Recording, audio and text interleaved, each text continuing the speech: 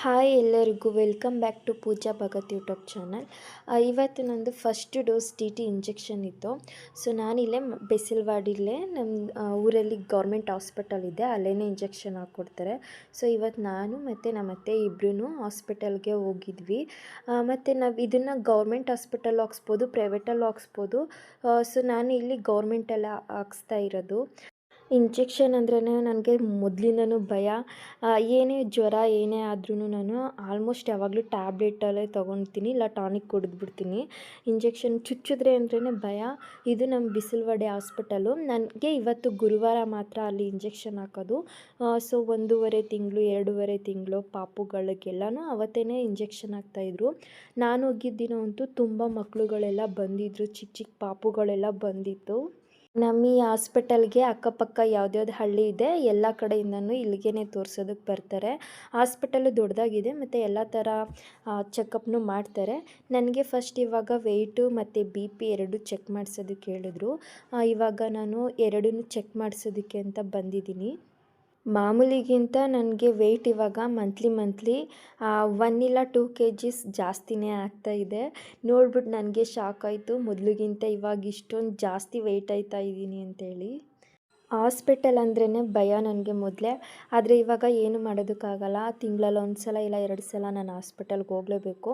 ಈ ಇಂಜೆಕ್ಷನ್ ಅಂತ ಮೊದಲೇ ಫಿಕ್ಸ್ ಆಗಿಬಿಟ್ರೆ ಸ್ವಲ್ಪ ಭಯ ಕಮ್ಮಿ ಇರುತ್ತೆ, ಬಟ್ ಹಾಕ್ಬೇಕಾದ್ರೆ ತುಂಬ ನೋವಾಗುತ್ತೆ ಅಂತ ಇನ್ನೂ ಭಯ ಇರುತ್ತೆ.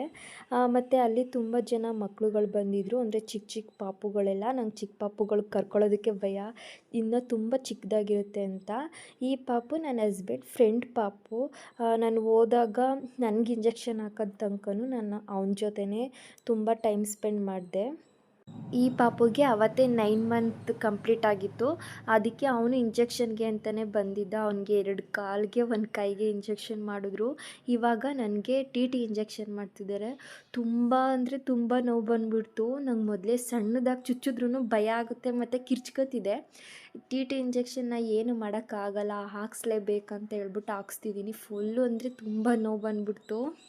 ಪಾಪುಗಳು ಇದೇ ಥರ ಇಂಜೆಕ್ಷನ್ ಹಾಕ್ಸ್ದಾಗ ಎಷ್ಟು ನೋವಾಗುತ್ತೆ ಅಂತ ಅನ್ನಿಸ್ತಿತ್ತು, ಹೆಂಗೆ ತಡ್ಕೋತಾರೆ ಅಂತ. ಆ ಇಂಜೆಕ್ಷನ್ ಹಾಕಾದ್ಮೇಲೆ ನನಗೆ ಬ್ಲಡ್ ಟೆಸ್ಟ್ ಮಾಡಿದ್ರು. ಯಾಕೆಂದರೆ ನಾನು ಆ ಮಂತು ಬ್ಲಡ್ ಟೆಸ್ಟ್ ಮಾಡಿಸಿರಲಿಲ್ಲ, ಎಷ್ಟಿದೆ ಅಂತ ಚೆಕ್ ಮಾಡಬೇಕು ಅಂತೇಳಿ ಚೆಕ್ ಮಾಡಿದ್ರು. ಇದನ್ನು ಎಷ್ಟು ಇದೆ ಬ್ಲಡ್ ಅನ್ನೋದನ್ನು ತಾಯಿ ಕಾರ್ಡ್ಗೆ ಬರಿಬೇಕಂತ ಹೇಳ್ಬಿಟ್ಟು ಚೆಕ್ ಮಾಡಿದ್ರು.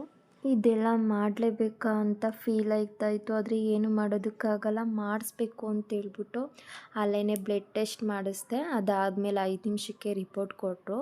12.5 ಇತ್ತು ನನಗೆ ಬ್ಲಡ್ಡು. ಇವಾಗ ನಾನು ಹಾಸ್ಪಿಟಲಿಂದ ಈಚೆಗೆ ಹೋಗ್ತಿದ್ವಿ, ಅಂದರೆ ಅಂಗನವಾಡಿಗೆ ಹೋಗಬೇಕಿತ್ತು. ಎಲ್ಲನೂ ಎಂಟ್ರಿ ಮಾಡಿಸ್ಬೇಕಿತ್ತು, ಅಂದರೆ ರಿಜಿಸ್ಟ್ರ್ ಮಾಡಿಸ್ಬೇಕಿತ್ತು.